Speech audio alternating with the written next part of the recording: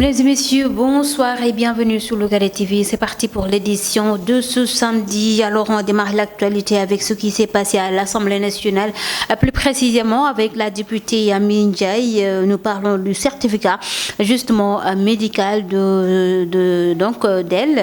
la députée, le certificat médical qui nous parle de diagnostic qui conclut une menace d'avortement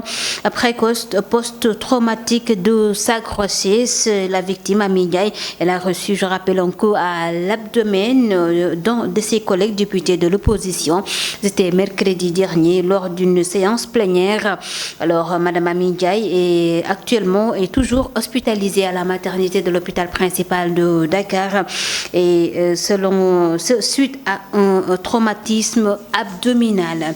Et toujours par rapport à cette affaire, le journal Le Quotidien précise que le parquet, justement, qui est à l'écoute de la victime, n'écarte pas de s'autosaisir, ce même si la victime ne porte pas plainte, justement, d'un plan d'action déjà élaboré. Les femmes de Benno Bokk Yakaar étaient sorties massivement hier pour dénoncer cet état de fait. Aujourd'hui, elle invite la victime parlementaire, justement, Amy Ndiaye, à porter plainte et que justice soit faite devant cette violence faite aux femmes. Alors, les femmes de Benno toujours, qui font également part d'une plainte collective et d'une marche nationale prévue dans les prochains jours, rien que pour dire non à la violence faite aux femmes. Elle prévoit également de rendre visite aux chefs religieux concernant cette affaire.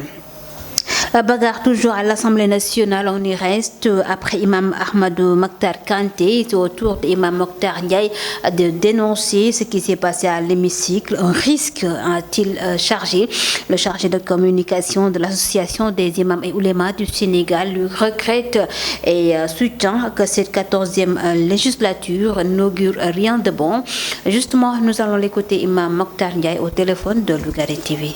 Ce qui s'est passé hier à l'Assemblée nationale est vraiment désolant. Des députés qui se donnent en spectacle avec des jets de chaises, des invectives et des injures de toutes sortes devant le monde entier. Des signes de violence que nous déplorons et condamnons fermement, surtout encore venant de gens censés être les représentants du peuple.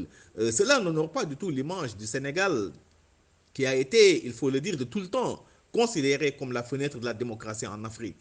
Quand on est représentant du peuple ou élu du peuple, il faut, à mon avis, être à la hauteur, être un modèle de référence et essayer de donner le bon exemple. Cette 14e législature, comme je l'avais dit, n'est-ce pas, lors de l'installation de son bureau, n'augure rien de bon. Elle est partie pour être la pire des législatures, vu ce sentiment de haine et d'animosité manifeste, ce manque de respect, de considération et surtout encore de courtoisie qui règne dans l'hémicycle entre, bien entendu, les députés du pouvoir et ceux de l'opposition.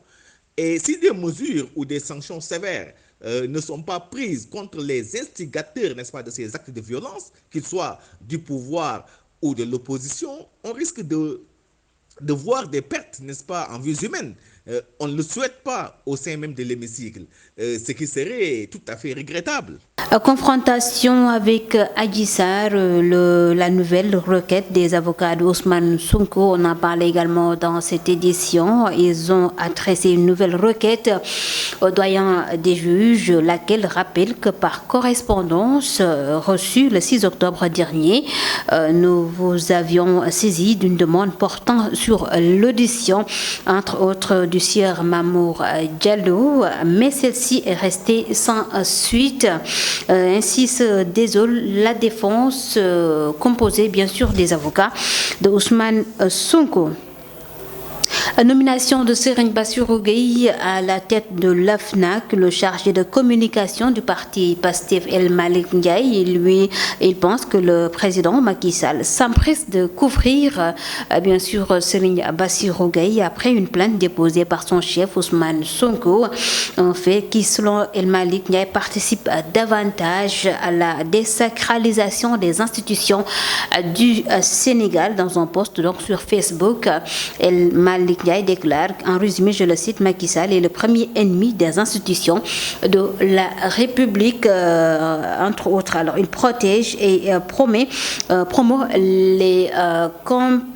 comploteurs. Voilà, rappelons que le leader de PASTEF avait prévu de porter plainte, avait déposé 2 plaintes d'ailleurs auprès de la Cour suprême, plainte contre Serigne Bassirou Gueye, à qui il reproche d'avoir modifié les PV dans l'enquête l'opposant aujourd'hui à Adji Sarr. L'intersyndicat du secteur primaire a arrêté sa grève après paiement du prime interne. Un consensus a été trouvé avec l'État du Sénégal. Et aujourd'hui, l'État va payer 60% de la prime interne et surveiller justement la mise en œuvre d'un fonds commun pour compenser les 40% restants. Et cet accord a été matérialisé par les 2 parties, à savoir cette intersyndicale du secteur primaire qui regroupe les pêcheurs et les agriculteurs ainsi que l'État du Sénégal. Nous parlons sport avec la Coupe du Monde Qatar 2022, deuxième journée pour les 8e de finale. Ce sera demain, donc c'est dimanche, le Sénégal qui va affronter l'Angleterre à 19h. Le Salvadorien, justement Ivan Button, il a été désigné par la FIFA pour arbitrer les 8e de finale de la Coupe du Monde entre l'Angleterre et le Sénégal. Ce sera ce dimanche à partir de 19h. Voilà, bonne chance à nos Lions, bien sûr. Mesdames et messieurs, voilà, c'en est tout pour l'actualité sur Lougaré TV. Merci à vous tous de nous avoir suivis. La version Wolof, c'est tout de suite.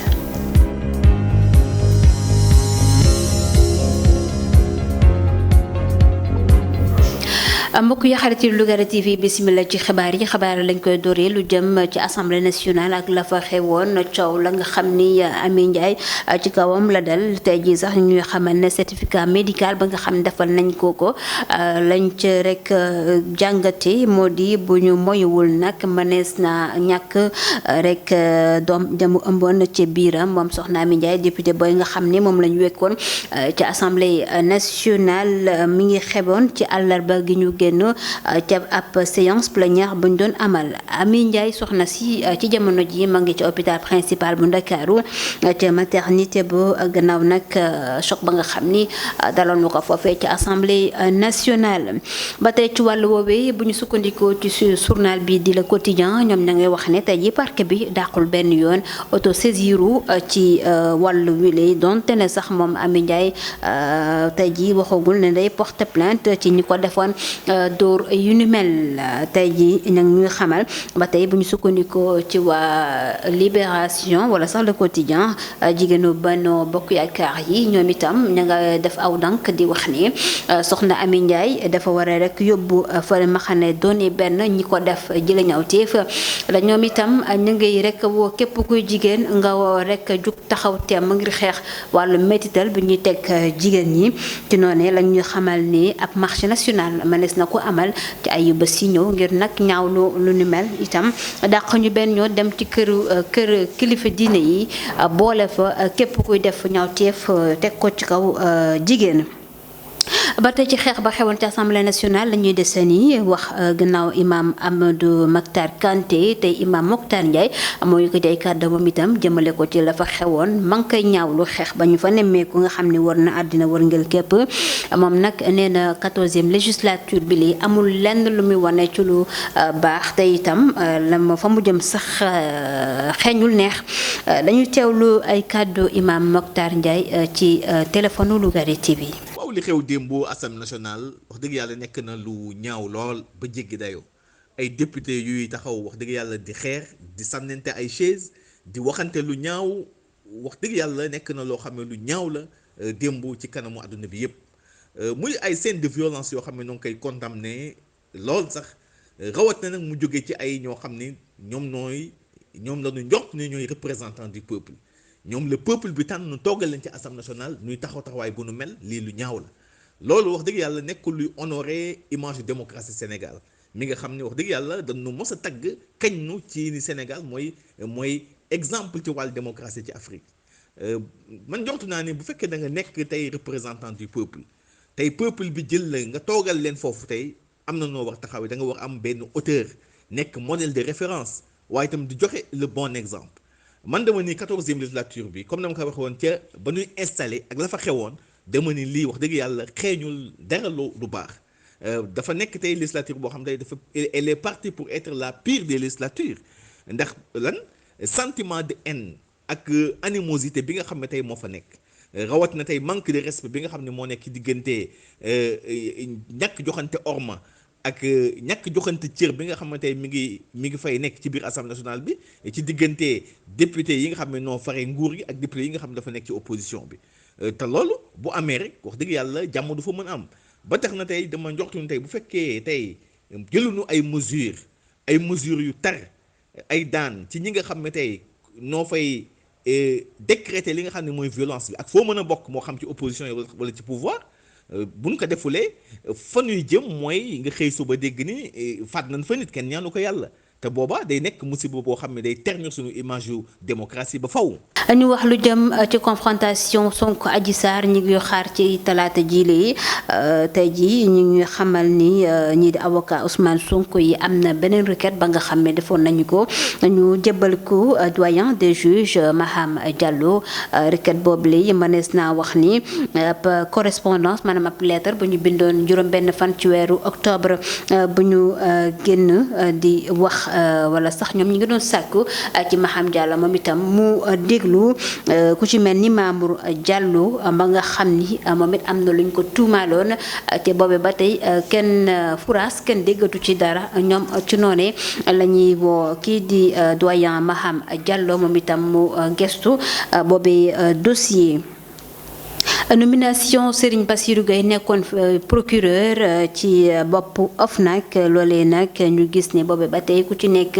maa nga cay defi réaction ko ca mujjee def réaction di ki yore communication bu Pastef di El Malick Ndiaye moom la mu gis moo dina njiitu réew mi Macky Sall dafay rek gaawantu bëgg a setal wala sax awtu fu mu làq moom Serigne Bassirou Gueye gannaaw ba ñu gisee ne kii di Ousmane Sonko defoon na ñaari plainte teg ko ci ndoddu Serigne Bassirou Gueye ndax jàpp na ni dafa soppi lu jëm ci PV yi nga xam ni moom moo tukki ci coowal Sonko Adji Sarr alors bu ñu sukkandikoo ci El Malick Ndiaye gannaaw post ba mu def ci Facebook ma ngay wax na njiitu réew mi tey jii dafay gën a dooleel ñuy tuddee ay comploteur ak defkati ñawteef ci bopp réew mi ba tax muy wéy di leen rek suturaal wala sax mu fexe di leen làq ba nga xam ni kenn du mën a jotee ci ñoom gannaaw si loolu ñu wax lu jëm ci intersyndical bi ëmb nappkat yeeg ñi yëngu ci wàllu mbay mi ñu leen di tuddee secteur primaire ñoom nag gannaaw ay weer ngi ni ñu nekkoon ci giraw mujj nañ ko dakkal gannaaw bu ñu amee ab déggoo ak nguurub Sénégal te ñu xamal ni mujj nañ leen fay la ñu tuddee prime interne ci noonu itam nguur gi yën na rek ay engagement ngir fay lu jëm ci téeméer boo jël juróom benn fukk ya ci ay li ñu tuddee prime interne yi fexe itam ba taxawal ab fond ba nga xam ni dina mën a jàppale ñoom ñi yëngu ci secteur primaire bi lii ba ku ci nekk mën caa gis sa bopp ci noonu sax ñu ñuy xamal ne accord boobu lee ñaari pàcc yëpp ñoom ñoo ci ànd mujjee ko xaatim. dañu jeexale xibaar yi ak wàllum tàggat yaram coupe du monde Qatar 2022 huitième de finale yi mu ngay wéy suba moo di ñaareelu bëccëg bi réew bu Sénégal war ci jànkonteeg yi réew bu Angleterre gannaaw bu 19h jotee ci noonu ñu ñuy xamal ne doomu réew bu Salvador di Ivan Boten moom nag moo nar a nekk au sifflet maanaam moo nar a arbitré boobee rencontre Sénégal war a janoog réew bu Angleterre gannaaw bu 19h jotee. ami ngook mbokk yi xarit yi di leen jaajëfal ci teewlu bi lii la bokk na ci li fi gën a fës ci xibaar ñu indi leen ko dem ko jukkil di leen jox dig jaje altine incha allah